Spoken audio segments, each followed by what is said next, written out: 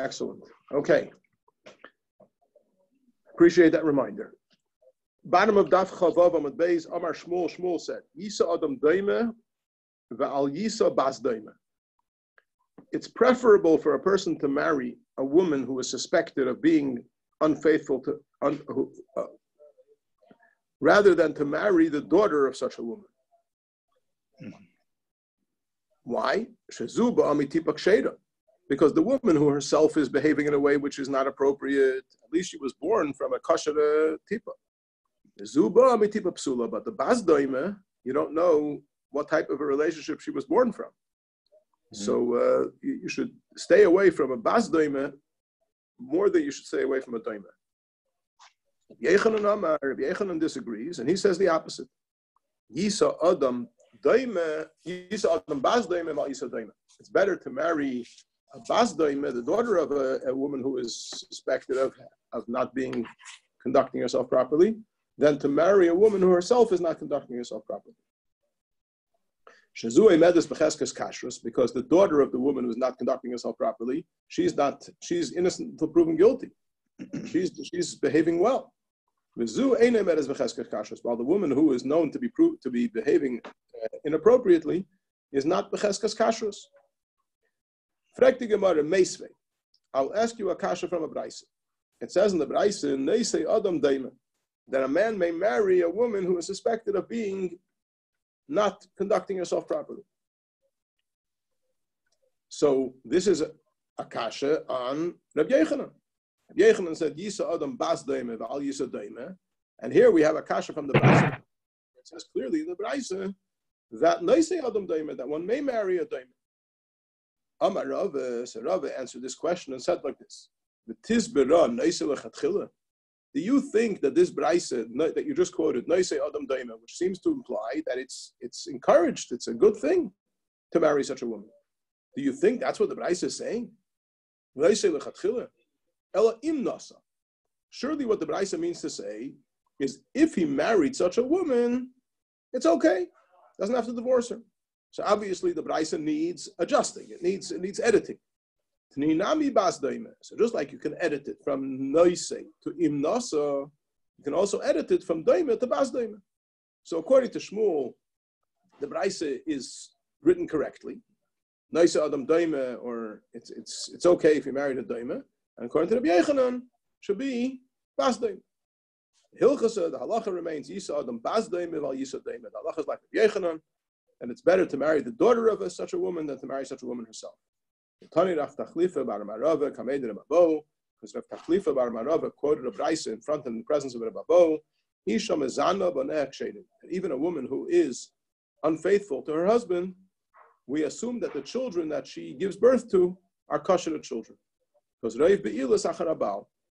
most of the relationships were with the husband, therefore we can assume that the children are from the husband.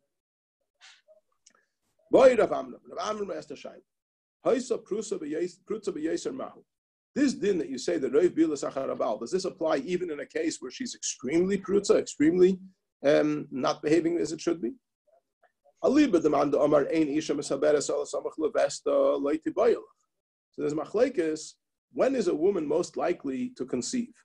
One opinion says that a woman is most likely to conceive samach levesta, just before she has her period.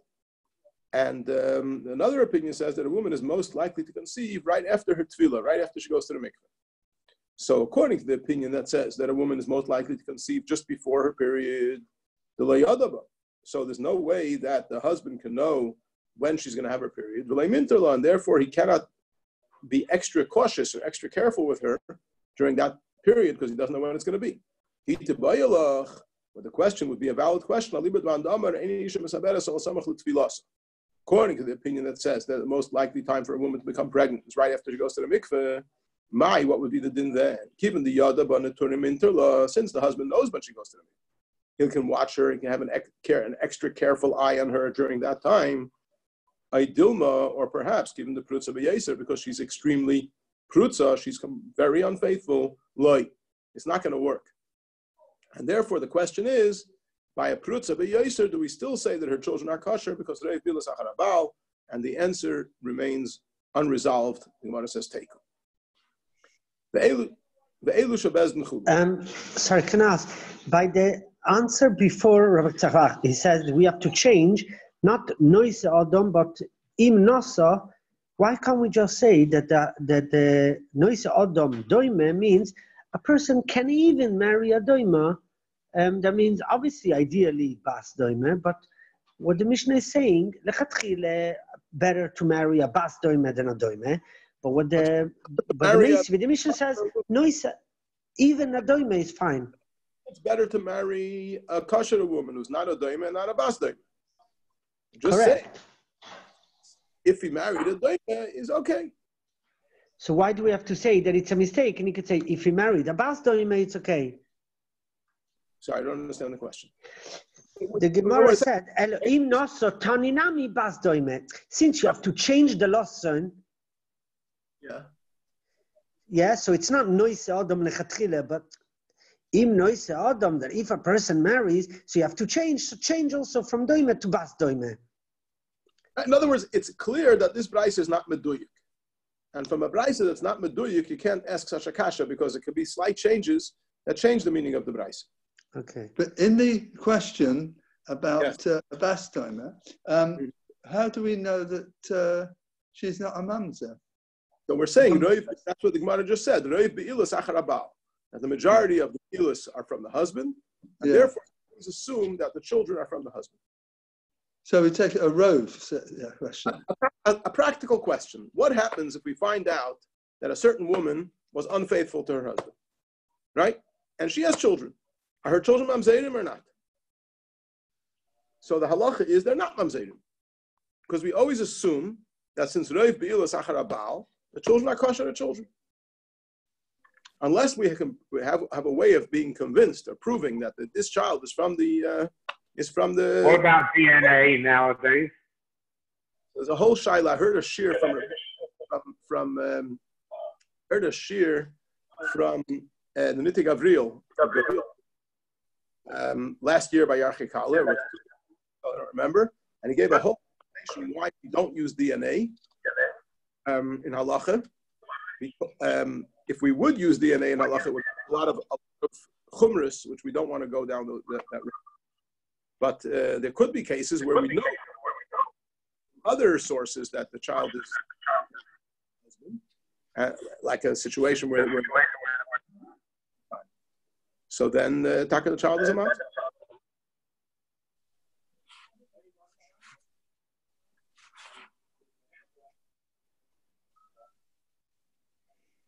Ve'elu shebezdin chulu. But it said in the Mishnah, the following women bezdin gives them a warning in place of the husband. Tana Rabbanim, the Rabbanim learned in the Braisa. Ish. Ma'atal Medleimar ish ish. It says ish ish kisiste ishte. It would have been sufficient to say ish. Why does it say ish ish?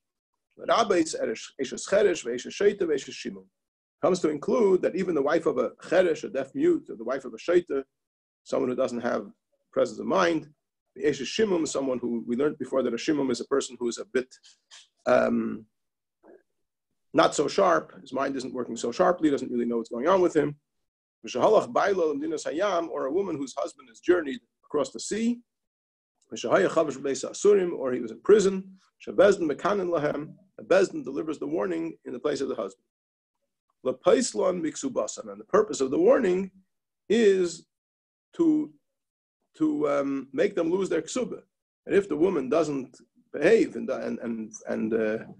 goes against bezdin's warning, she will forfeit her ksubah. Yachal aflashkais. And I might have thought, says the Braisa, that you can also give her to drink based on bezdin's warning. Talmud Leimar, so the pasuk says, "Vehevi ha'ishas ishtei." The husband has to bring his wife to the kohen. So if the husband is not around, or not a kopus mentis to bring his wife to the kohen, then there's no drinking. Rabbi Yosi says the warning of bezdin can also be effective to give her to drink. In case where the husband's in prison, so when the husband comes out of prison and he finds out that while he was in prison, bezdin warned her and she violated the warning of bezdin, then he can bring her then to Beis Hamikdash and give her to drink. So according to the Tanakama, bezdin's warning is not sufficient for her to at any point ever be able to drink waters of Sota. According to Rabbi Yossi, it is. Says the Gemara, what is the Svaras HaMachlekes between the Chachamim and Rabbi Yossi? And for the Gemara, Rabbanan Savri, the Chachamim hold V'inan V'kinei V'hevi. We need V'kinei V'hevi. We need that the same person that delivered the warning should be the same person that brings her to Beis HaMikdash. Rabbi Yossi disagrees, and he holds Levi in a V'kinei V'hevi. We don't need that the same person that delivered the warning should be the same one that brings her to Beis HaMikdash. So Bezdin could deliver the warning on behalf of the husband, and the husband can bring her to the Beis HaMikdash when he comes out of prison. Tan Rabbanan, the Rabbanan learned in the Braisa. Asher tista isha tachas isha. We mentioned this already earlier in the Gemara. It says in the pasuk, Asher tista isha tachas isha. Isha, the second isha means her husband. So the first isha means the woman, and the second isha means the husband. So what does this pasuk come to teach us? L'hakish ish leisha ve'isha leish. To teach us that there are various halachas that are written in the Torah only in connection with the husband, but they also apply to the wife, and various halachas that are written in the Torah only in connection with the wife, and they also apply to the husband. What are the halachic implications of this halacha? Rav Sheshes said, we know that if the husband is blind, he can't give his wife the waters of Sota to drink. Because it says in the pasuk, she was hidden from the eyes of her husband. So if the husband's eyes are not functioning, the pasuk cannot be fulfilled. So there's no drinking of waters of Sota. So just like if the husband is blind, there's no drinking of waters of Sota. So if she is blind, she doesn't drink the waters of Sota either. So that's one way in which a halacha, which is written in the Torah only in connection with the husband, also applies to the wife. Rav Ashi says, so just like if she is crippled or she doesn't have a hand, her hand is not functioning, she can't drink. Because it says in one pasuk, the Kayin should stand up the woman before Hashem, so if she's crippled, she can't stand. The Nasan al-Kapeh, and he should place on her palms, so if she doesn't have two palms, he can't place it on her palms. So if the husband is lame or has his hands, has no hands, he can't give her to drink either, because we have a hekish of Isha le'ish, the same halachas that apply to the Isha. The Torah says that halachas explicitly by the Isha applies to the Isha as well. Marbar Rav Ashi says, what's the halacha of hakish ish leisha veisha leish? So just like a mute woman cannot drink the waters of Sota, because it says v'amra ha'isha amen amen. After the Kohen tells her what's going to happen and that she's going to be cursed as a result of what she did, she answers amen amen. So if the husband is a mute, he also can't give her to drink, because the same halachas that apply for the woman apply for the man. Hadron Allah Harusa. This concludes Pedek of Arusa, and Hadron Allah literally means we will come back to you, Arusa. We will chazer it over Mitzvah. Can we say that all of these things apply? It seems so. I think they're all. I'm looking to see where the Ein Mishpat Ner Mitzvah brings them down. I wouldn't be in Shulchan Aruch, so it wouldn't be an Ein Mishpat Ner Mitzvah. It'd probably be the Rambam. Maybe Ein Mishpat Ner Mitzvah brings down for the Rambam. Let's see. There's a vav. Yeah, he brings Daled Hey Vav, all in the Rambam, Perek Beis Mehil Chasayta Halacha Beis v'Halacha Gimel. So it seems they're all a halacha.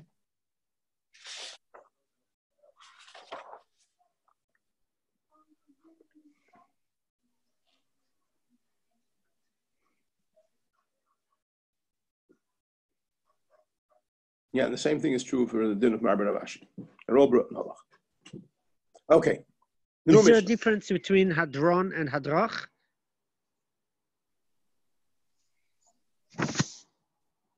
It sounds a bit strange. Hadrach Alon. Hadrach Aloch. Should be Hadron Aloch. Let's see an end of another page what it says. Hadron Aloch, yeah. If you look on Daf Chav Gimel Amud Beis, it says Hadron Aloch. I think it's a mistake over here. In the Dvar Malchus, they changed it to Hadron Aloch. Doesn't make sense. Hadrach Aloch. It's Hadrach Alon. We say in the Siyum, we say Hadron Aloch Masechah Saita, the Hadrach Alon. We will come back to you, and you will come back to us. Anyway. In the art scroll, it's Hadron Aloch. Hadron Aloch. Right? Says the Mishnah, just waters inspect her. In other words, if she was Mazana, if she behaved in a way that was not the Seder, the waters affect her. So the waters also affect him. Shanemar, as it says, uba'u uba'u. So we have two psukim uba'u. And the Gemara is going to discuss, is it the fact that we have two psukim, or is it the fact that it could have said bo and it says ubo? But the Pashtus, it says ubo, ubo, it means it says twice in the pasuk ubo, and therefore we learn that it's going that waters of Sotah affect the woman, and they also affect the man. Kishem shasur l'baal, just like she is forbidden to the husband unless she drinks the waters of Sotah and proves her innocence. Kach asur l'bayil, so she is forever forbidden to the suspected adulterer. Shenemar nitma vin nitma. It could have said nitma in the pasuk, but it says vin nitma. So the extra above teaches us that in addition to becoming forbidden to the husband, she also becomes forbidden to the suspected adulterer. Should the husband die or should he divorce her, the suspected adulterer will never be allowed to marry her. Only if they did the action. Or even if she suspected and she doesn't prove her innocence by drinking the waters of Sotah. All right, yeah, but if she's innocent, then of course she could marry him. Yeah, but she has to drink the waters of Sotah to prove her innocence. Yeah.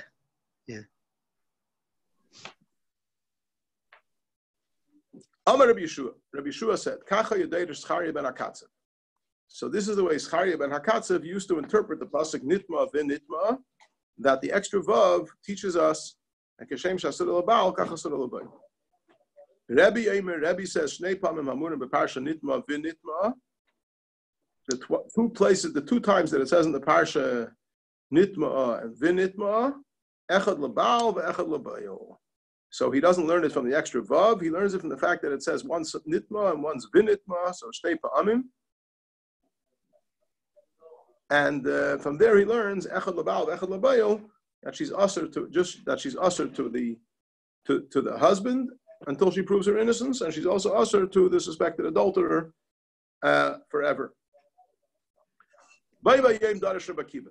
On that day, and what does it mean on that day? So the Gemara in Brachas tells a long story about how Rabbi Gamliel was impeached. Gamliel was the Nasi, he was the head of the yeshiva, and an event happened where the Chachamim decided that Rabbi Gamliel is no longer fit to be the head of the yeshiva, and they deposed him, and Rabbi Elazar ben Azariah was appointed to take the place of Rabbi Gamliel. And then there's a whole story how Rabbi Gamliel was eventually reinstated. But that day that Rabbi Elazar ben Azariah took over was an incredibly busy day in the Beis HaMedrash, and many, many halachas were clarified on that day. So whenever it says in Shas Boi Bayom on that day, it's a reference to the day that Rabbi Elazar ben Azariah became the Nasi. So Boi Bayom Darish Rabbi Akiva. On that day, Rabbi Akiva taught. It says in the pasuk, you have an earthenware vessel, that a sheretz falls in to the earthenware vessel. Everything inside the earthenware vessel will become tamei.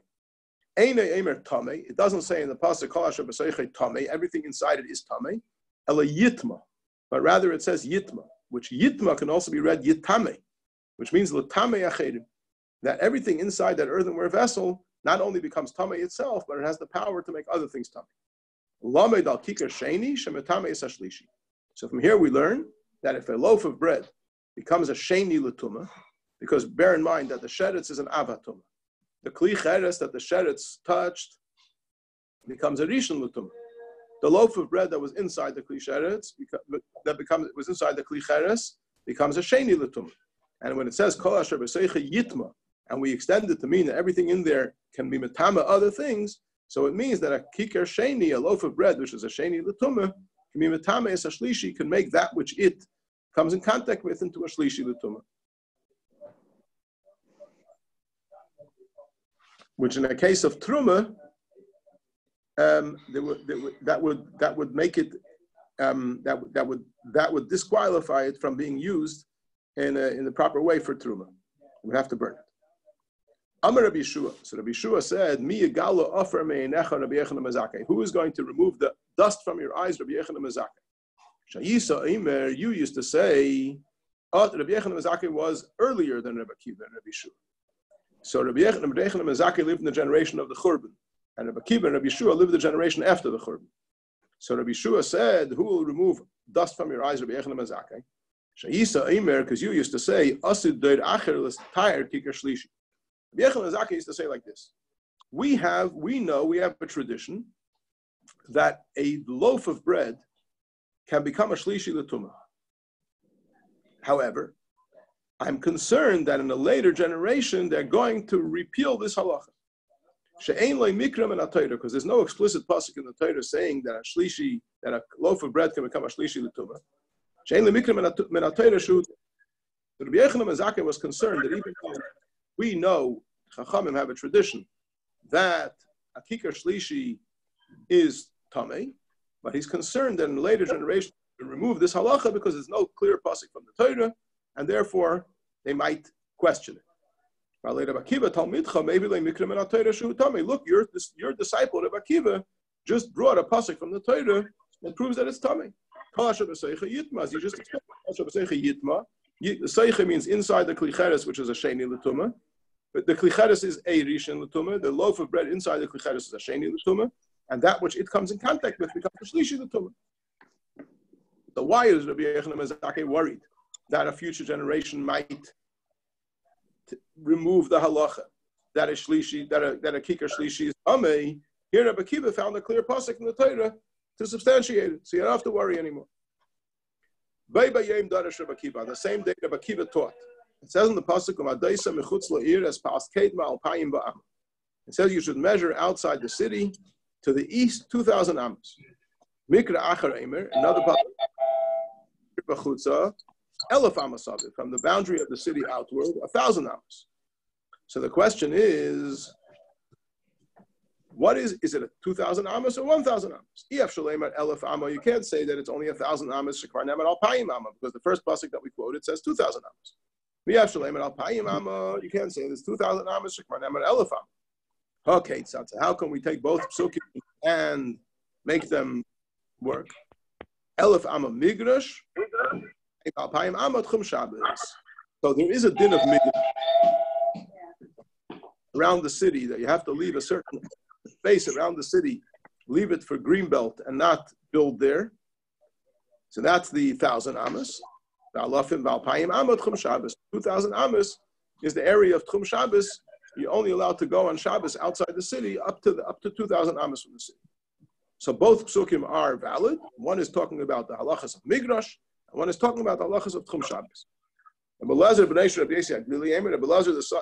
son of Rabbi Aglili says, Elef amma migrash, you have to have 1,000 amos like a green belt around the city. Alpayim amma sadusukram. Next 1,000 amos, you can have fields and vineyards.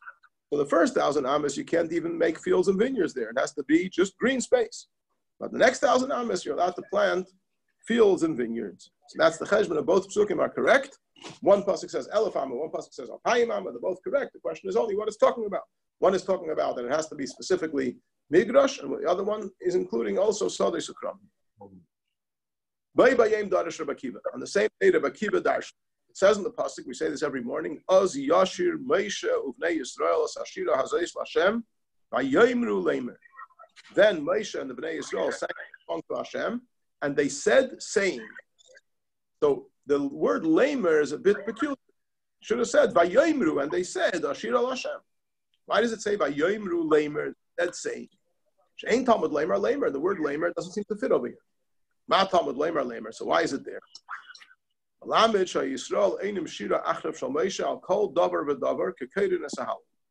means that Yidden were responding to Moshe. It was Az Yashir Moshe of Bnei Yisrael. Moshe sang and the Yidden sang.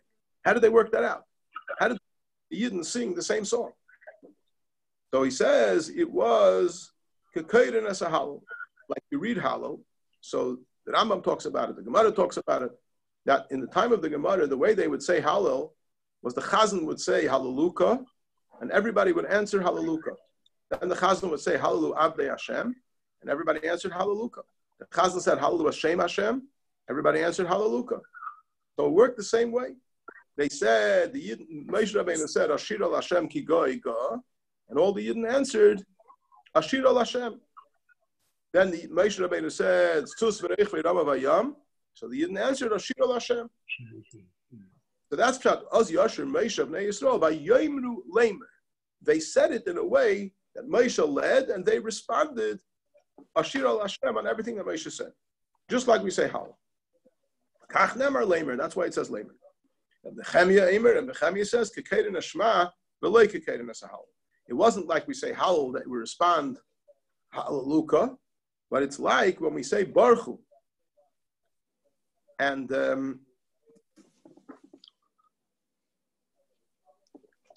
everybody answers Baruch Hashem Averech Le'olam Va'ed. Both the Kohol and the Chazan answer Baruch Hashem Averech Le'olam Va'ed. The Gemara will explain in detail how it worked with the Shira. So we'll leave it for when we get to the Gemara. On the same day, Rabbi Shua ben Hyrcanus taught that Eve served the Hashem out of love. Shenemar, it says in the pasuk, even if he kills me, I will hope to him. So it implies that Eve loved the Eibishter so much. He said, whatever the Eibishter does for me, I will still love him. Adayin adavar shakel. Still not clear from the pasuk. Lo yachel doesn't mean lo yani mitzape. Lo yachel, to him I hope. I eini mitzape doesn't mean lo yachel, I don't hope. Talmud leimar. So we look further in the pasuk. It says ad egva, until I die, lo asur tumasim yimeni. I will not take away my devotion. Melamed sheme'ava asa. So it teaches us that Eve served Hashem out of love. When it says lo yachel, it means I will hope to him. It doesn't mean I won't hope. Amar Rabbi Shua, so Rabbi Shua said, "Mi yigala afra meinecha Rabbi Yochanan ben Zakkai." Who will remove the dust from your eyes, Rabbi Yochanan ben Zakkai? Shayisa deirish kol yamecha. Throughout your life, you taught shaloi avad Eve v'samakim elam yira, that Eve served Hashem out of fear, not out of love. Shanamar, because it says in the pasuk, "Ish tam v'yashar yirei elikim v'sar meirah." That Eve was a sincere man, a straightforward man, God-fearing man, and one who turned away from evil. And therefore, Rabbi Yochanan ben Zakkai was under the impression that Eve served Hashem out of fear. It says, Yirei Elikim.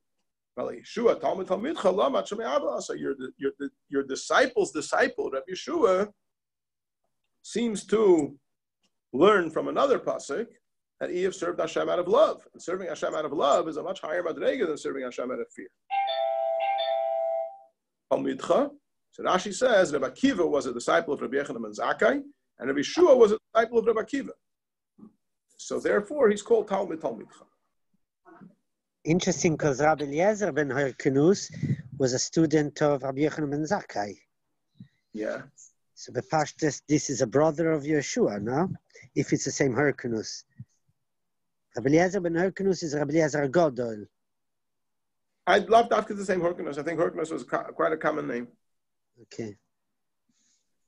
I don't know. I have to look it up in the Svarim that talk about Toldos Tanoim Amirayim.